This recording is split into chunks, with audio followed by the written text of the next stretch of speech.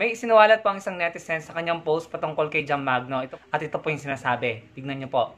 Ang sabi ni Jam, "My main interest is to serve the people, to inform them of the truth. They gave me my platform and I chose this because I know that with the truth, I wouldn't go wrong. Sa true lang ako lagi. Period." Tapos sabi ni Ira Jane, "Talaga ba? Bakit ang rate mo 10,000 pesos per video? Sagot pa plane ticket, hotel at pagkain mo?" Yun po ang sabi ni Ira Jane. Nako, kung totoo po ito, masisira po ang reputasyon or credibility ni Jam Magno sa kanyang mga content. So para sa akin, dapat sagutin to ni Jam Magno at linawin, paliwanag niya kung ito ba ay totoo or hindi. Pero yung mga ganitong revelasyon ba maituturing yan? Kasi si Ira Jane naglagay ng question mark no? So hindi ko alam kung nagpaparatang ba si Ira Jane or nagtatanong. Saan galing yung mga ganong idea? Bakit nakapagtanong ng ganon si Ira Jane?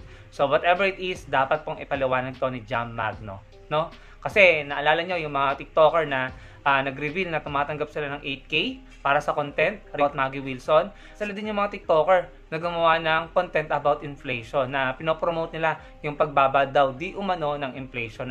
Pero na-reveal na sila yung gumagawa ng mga content against Maggie Wilson at sila din ang umamin na merong 8K silang natatanggap para sa mga content na yon. So sana, Jam Magno, kung makarating sa ito, ay sana sagutin mo ito dahil ikaw at ang reputasyon mo ang nakasalalay dito. Ito pa, naalala niyo yung video ni PRRD, yung tirada niya kay Franz Castro at saka dun sa mga congressman, no, na nakapagbitaw siya ng matinding threat, no?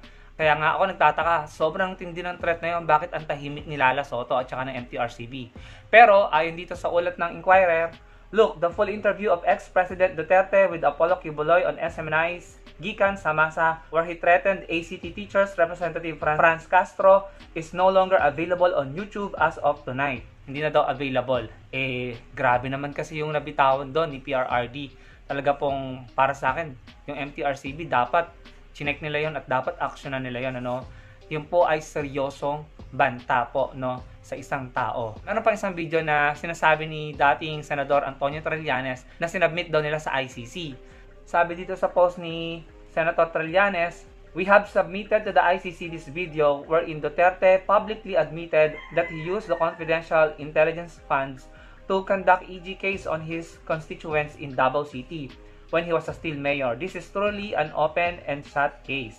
Nag-update siya, sabi niya na acknowledge na po ng ICC ang pagtanggap ng video. Pakiramdam ko, malapit nang makamit ang hostisya.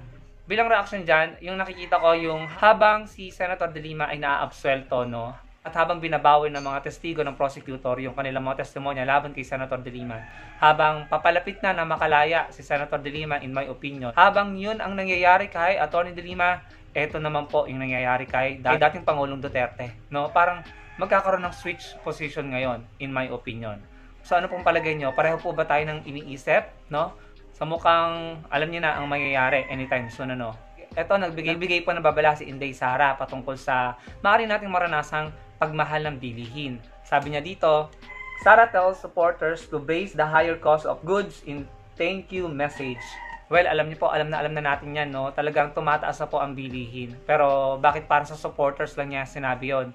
Lahat po ng Pilipino ay nakakaranas ng ganyan. And parang bakit imbis na ang sabihin nila ay kung paano nila susolusyonan ang pagtaas ng bilihin ng mga pangangailangan natin, bakit parang kailangan po nating tanggapin na lang at kailangan po nating mag-adjust, para sa parating na pagtaas ng presyo ng mga bilihin. Actually, hindi na parating ito nangyayari na at patuloy na tumataas. Yung mga pang Noche Buena natin, mataas na po ang presyo. Meron na po tayong tinatawag na shrinkflation kung saan lumiliit na yung mga size ng mga produktong binibili natin.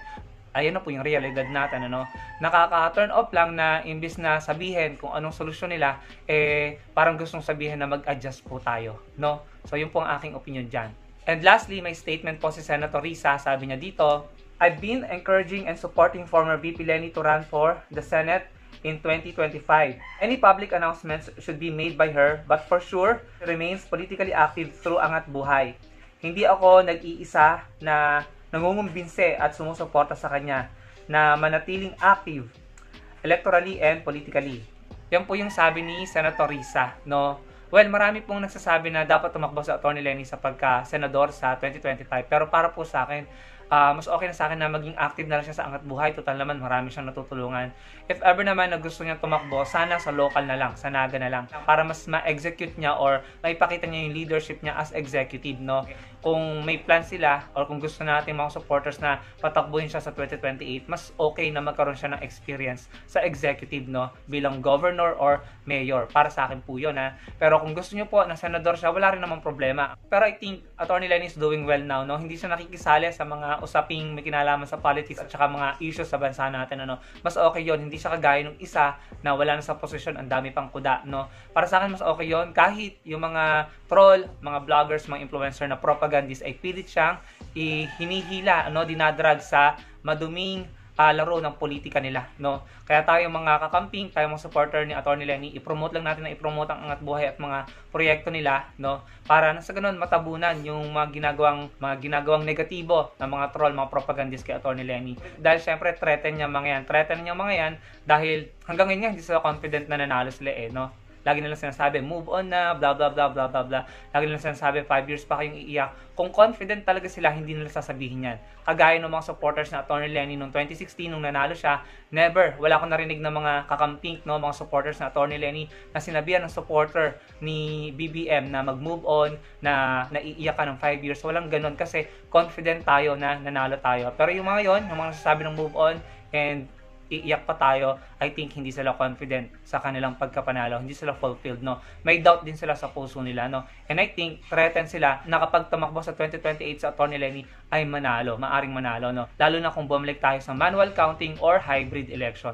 So yun lamang po mga kakamping, no? Ano pong masasabi nyo sa mga binahagi ko sa inyo? Para sa inyo ba okay na tumakbo sa Senate si Atty. Lenny or sa local na lang or mag-focus na lang siya sa Angat Buhay? Dun sa ibang binahagi ko sa inyo, ano pong opinion nyo, ilagay nyo lang sa comment section. Huwag nyo kalimutang i-like ang video natin at magkita-kita po tayo sa susunod kong video. Salamat po.